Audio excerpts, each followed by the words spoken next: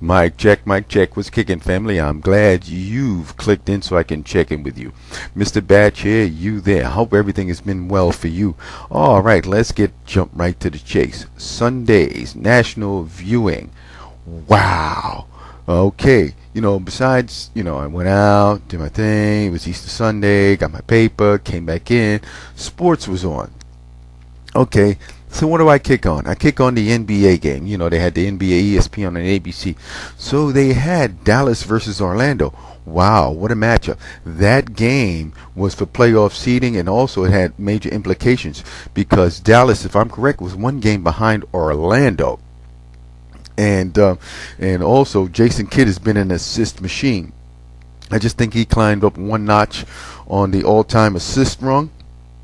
Wow, amazing career. But CP3 is, wow. Late in that game, he just took over. They just cleared out and let him take his man one-on-one. Then there was one time when I seen him come down, and everybody on Dallas just stood there and watched him while he did his thing through the lane and laid the guy up and got the and one. Bang. Okay, that game was great. I'm like, wow, this is cool. So me and my cousin, we go back to playing our John Madden. Yes, I am a Maddenite. Madden, been playing every last one of them ever since he came out. But that's besides the point. Let's get back to our viewing Sunday. So then, we're playing Madden. I say, hey, what's going on? Listening to the radio. Got the Sports Talk radio. Well, the Masters. Whoa, the Masters. So we go to the Masters. So we're watching the Masters. Man, glued. I mean, glued to the Masters. Watching Tiger and Phil do their thing. Man, I thought that was one of the best Masters. And then, as you know, it got to a 3-person playoff and then a 2-person playoff. And then the gentleman from Argentina, Angel Cabrera, won the green jacket.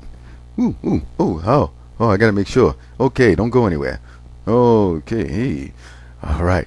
So, Mr. Carrera won the green jacket. But what I'm getting back to talking about my Sunday viewing. So, we're up there playing the Madden, watching some of that. And we're like, wow, this is some game. Wait a minute. Isn't there another basketball game on? Normally, there's a double header. So, in between watching Tiger and Phil, we click over to the ABC game. And it was the Celtics versus the Cavaliers.